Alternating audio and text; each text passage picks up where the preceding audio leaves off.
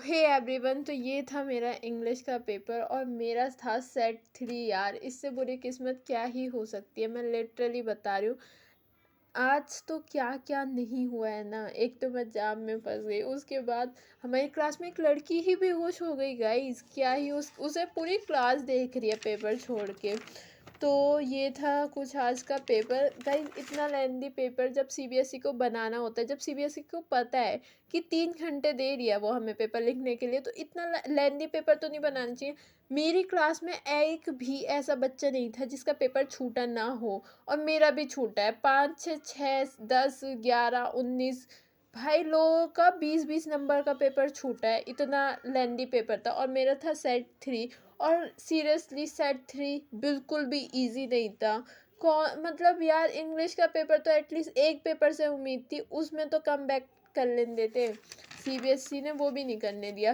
तो इसने 22 मार्क्स का दिया था। वो तो अच्छा है कि मैंने जो रीडिंग टाइम था उसमें जाते ही जो ये रीडिंग स्किल होता है इसके आंसर्स ढूंढ लेते। लिटरली मैं जब लिख रही थी ना पेपर एंडिंग में, ये मैंने टिक कर लिए थे पहले, बट मैं लिखे मैंने बाद में थे।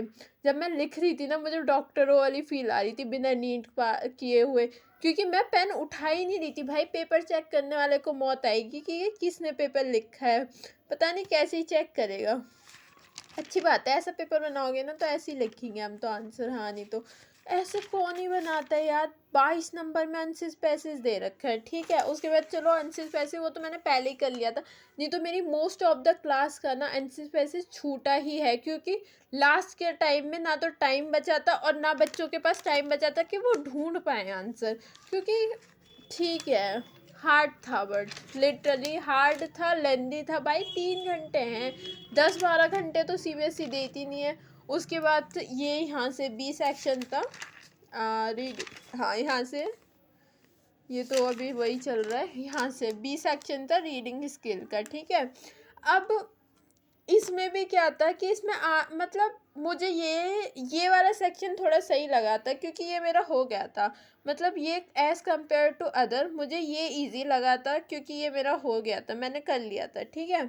उसके बाद ये इसके मैंने सारे क्वेश्चन अटेंड किए हैं, क्योंकि ऑब्वियसली एक ही तो सेक्शन है जो अच्छे से आता था, तो वो तो मैंने एटलीस्ट पूरा अटेंड कर ही लिया था, ठीक है। इसमें मैंने बायो डाटा वाला क्वेश्चन किया था और ये रिपोर्ट लिखी थी मैंने इसमें, ठीक है। और जब मैं रिपोर्ट लिख रही हूँ मुझे याद ही नहीं आ रहा मैं किसको बुलाऊँ।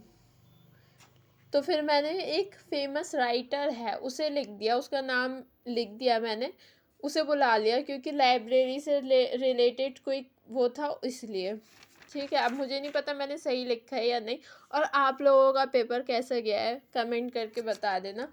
उसके बाद पता है जो ये पोएम्स वाले क्वेश्चन थे भाई, लिटरली जो ए वाले थे ना वो तो बिल्कुल समझ में नहीं आ रहे थे। वो तो अच्छा और में थे भी, बी वाला भी था इसका क्वेश्चन। नहीं तो मेरे तो इसमें सारे मार्क्स ही जाते, क्योंकि मुझे समझ ही नहीं आ रहा है कि पोएम पूछ के और ये कौन सी पोएम कहाँ से आ गई। सारी पोएम पढ़ के गई थी मैं तब भी, मुझे क्वेश्चन ही समझ। जितने भी बी वाले थे ना मैंने सारे बी वाले किए हैं। 7 का भी बी किया है, 8 का भी देखो बी किया है, इस पर भी लगा रखा है। और तो और मैंने 9th वाले का भी, इसका भी 9th का भी बी ही किया है। उसके बाद क्वेश्चन आंसर स्टार्टिंग में पढ़ के मेरा दिमाग ख़राब हो गया, क्योंकि मुझे ये दोनों ही क्वेश्चन समझ नहीं आए कि ये क्या पूछना चाह रहा है। ये दोनों ही मैं छोड़ के आई हूँ गाइस, लिटरली बता सकते हो। इतना घटिया, मतलब इंग्लिश के पेपर में उम्मीद नहीं करी थी, ठीक है। फिजिक्स केमिस्ट्री का जा सकता है, बट इंग्लिश का यार। उसके बाद फिर ये वाला क्वेश्चन तो किया था मैंने, यहाँ पे ये वाले क्वेश्चन किए थे। ये भाई ये वाला ये दो दो मतलब दो दो नंबर के जब तुम्हें 2 क्वेश्चन देने ही हैं तो इसी में घुसा देते। जब 5 क्वेश्चन इसमें दिए थे तो अलग से ये एक क्वेश्चन बना के देने की ज़रूरत क्या थी। और ये वाला तो मैंने पूरा अटेम्प्ट किया था, बट जैसे ही मैं 13 क्वेश्चन पे आई थी मैंने सिर्फ 3 से 4 लाइन लिखी होंगी और बेल बज गई और देन मुझसे पेपर ले लिया गया। तो इस ये वाला क्वेश्चन भी मेरा छूट गया, मैंने नहीं लिख पाई मैम। जिस 5 नंबर का था ना द टाइगर किंग से, मेरा ये वाला रह गया क्वेश्चन। इसमें से ये 2 क्वेश्चन छूट गए जो कि मैंने नहीं किए। और एंड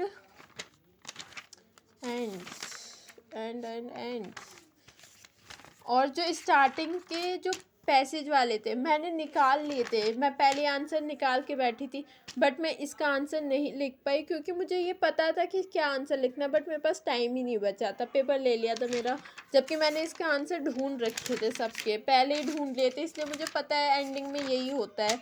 और इस वाले का नहीं कर पाई, इस वाले का नहीं, इस वाले का तो शायद कर लिया था। इन दोनों में से 2 क्वेश्चन सेकंड वाले में से लिख नहीं पाई, जबकि मैंने ढूंढ रखे थे वो, क्योंकि टाइम ही नहीं बचा था, सर ने पेपर ले लिया था।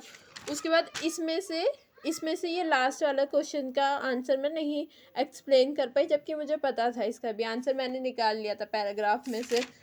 तो यही था ओवरऑल, मेरा तो गंदा गया है पेपर। आप लोगों का इंग्लिश से एक्सपेक्टेशन नहीं थी मेरी ये कि ऐसा जाएगा, और आप लोगों का कैसा गया है वो भी बता देना कमेंट करके। बट सीबीएसई यार ऐसे तो नहीं करना चाहिए, एटलीस्ट 3 घंटे का पेपर है, इतना तो दो कि 3 घंटे में हम लिख पाए।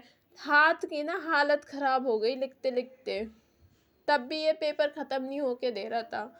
और आप लोग भी कमेंट करके बता देना कैसा गया आपका पेपर, लाइक कर देना, सब्सक्राइब कर देना।